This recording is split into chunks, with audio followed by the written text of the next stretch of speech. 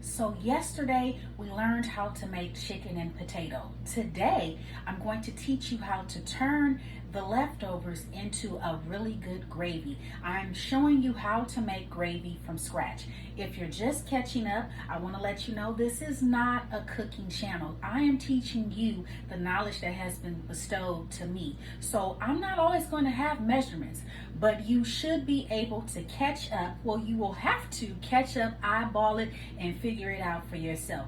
But I can show you how to put it together and sometimes give you a roundabout proportion size. Okay, so let's do this. For tuning in, this is what is left from the chicken and potato that we did yesterday. Okay, so what we have is a lot of fat, juice. See that? Left over from the chicken.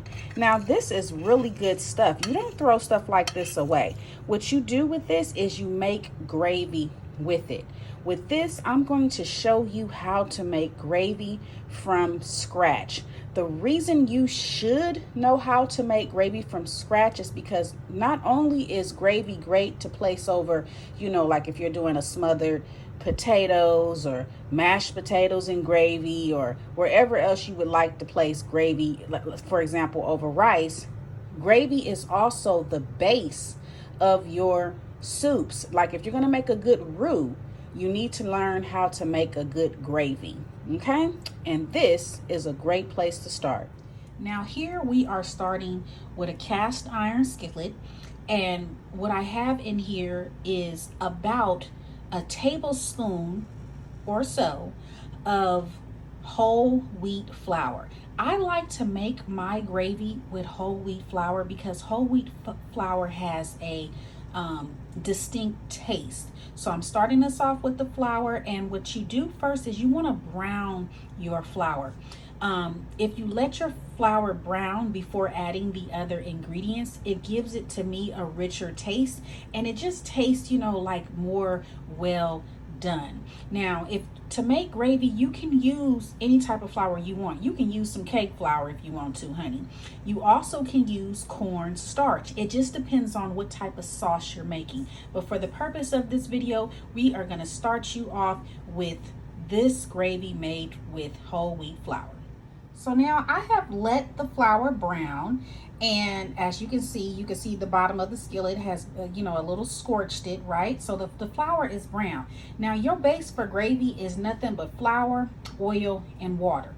Now, since we are using the droppings from the chicken, all that fat and stuff, you do not need to add oil. All you need to add is your chicken fat and stuff from the previous day.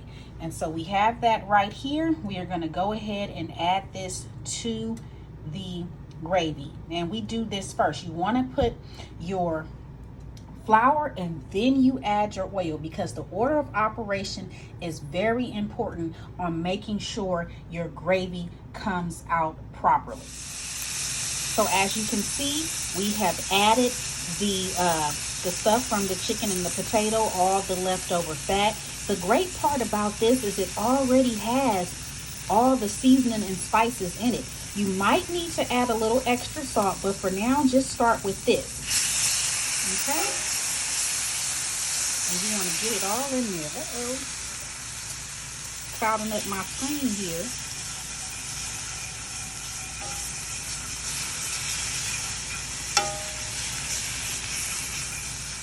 Now we have added everything.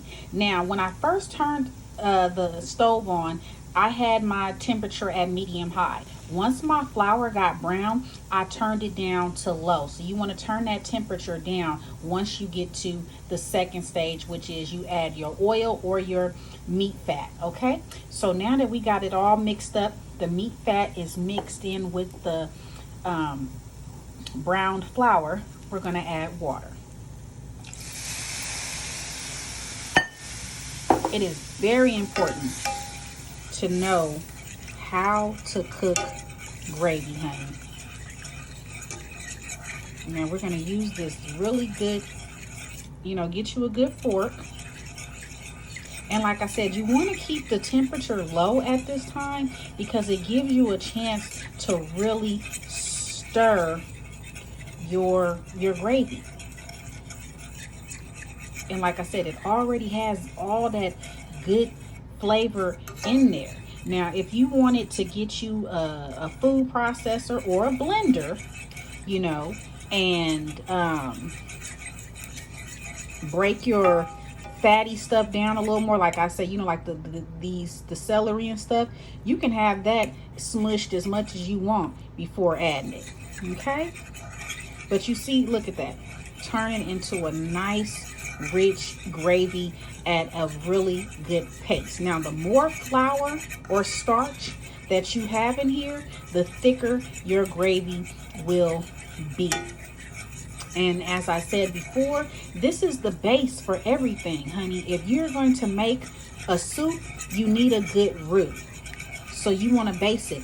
And I never cook with bouillon. I always use the fat of my chicken from something I cooked, like, you know, the baked chicken or a roast. I keep all of that. Stick it in the freezer in a container, honey. And when it comes time to make a good soup, like if I'm going to make beef stew or any type of gravy, honey, I go get that. I do not cook with bouillon, honey. And then it's, you know, if you're making a soup, you can add, you know, as much salt as you want to. Now, I have my sea salt, because sea salt to me is one of the best tasting salts. Or you can use like a lake salt. And as you can see, I've gotten me some onion powder because I was out. But I'm back. Oh, but look, see, your gravy is pretty much done. Now to this, you can add, if you want to add onion and garlic powder, go ahead. If you want to chop up some green onions, go ahead. But this is your simple gravy, honey. Also, you can take this, like I said, and you can put it in the blender to make it more smooth. Like if you want it to not have any lumps in it and you just wanted all the flavor though, stick it in the blender, honey. And then you'll have you a nice, smooth, unlumpy gravy. But at least you want to keep all that flavor. Look how thick that is. Yes, honey, that is gravy. Just for a little more elaboration, the more water you add, the more you thin this out, okay? And like I said, you can add onion powder and more garlic powder and more salt if need be. I actually buy my onion powder and garlic powder in bulk. Like I will buy this huge package. Look, 16 ounces for, this is about $4, $4, $5, somewhere under $5. But I got the garlic and I got the onion, and then I just take that and I fill my containers up. See, this used to be, what did it say? That used to be whole cumin, honey. Now it's garlic powder. So this is how I shop. Get it together, honey, and you can make you a really good soup with this. If you want to make you some chicken soup, honey, base it with this. Add a little more salt, or as much salt as you need, and this is the base for your soup.